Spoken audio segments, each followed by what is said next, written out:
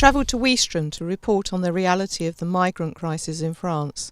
We hear very little about the smaller French ports that act as a magnet to the migrants. Since the closure of the Calais jungle and the failed resettlement of thousands of migrants, the international charities have been putting pressure and manipulated the system to their advantage. The migrants act with complete impunity, as I witnessed in Ouistreham. I tried to speak with the migrants lingering along the French coast. The curious thing is that I only found young African men hanging around the town. No Pakistanis, no Afghans, and definitely no Syrians. Between themselves, the migrants fight, and so now Ouistreham, whether the French like it or not, has become the African gateway to the UK. The aggression was palpable. The charities have briefed the migrants to avoid and scare off the journalists. They particularly hated the BBC and wanted nothing to do with the media, who said they only come to mock and shame us. I wanted to come to France to explore the reality on the ground. Hundreds of thousands of our brave young men lost their lives liberating France from the Nazis. The Allied forces, including Canadians, gave the greatest sacrifice for the freedoms of Europe, and it seems now, more than ever, the open borders lunatics in Brussels are determined to destroy our culture, our way of life, and ultimately our social cohesion. We've come to Normandy. You can't come to Normandy and talk about the landings, the Second World War, without visiting a cemetery.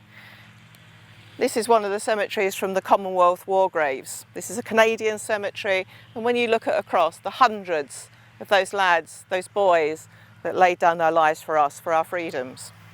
It's particularly poignant in 2019 when you think about our freedoms that are under threat, whether it's on social media, whether it's free speech, really thinking and saying what we think about Brexit, radical Islam and anti-Semitic attacks. These guys can't have died in vain, and we have to preserve our free speech.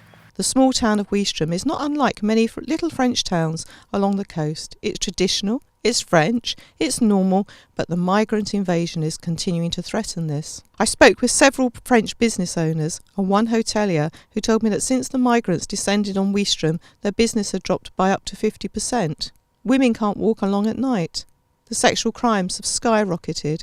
Robbery, theft, burglary continue to be on the up, and the police do nothing.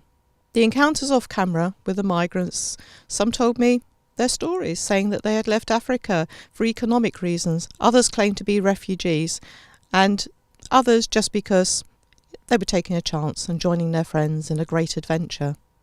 As I drove through the night, scouring the streets and looking for migrants trying to enter lorries, my crew was spotted filming, and through the darkness, young African men dressed in hoodies appeared in an organised fashion, trying to stop and damage our car.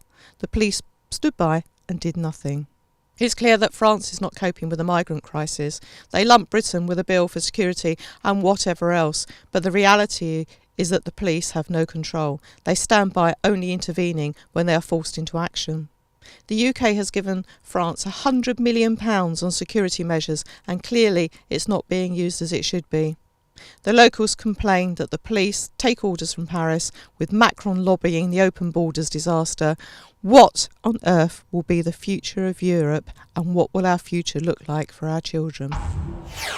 We're here in Ouistreham in France. We're at the front line of the migrant invasion. If you like our work, please go to rebelfrance.com and donate.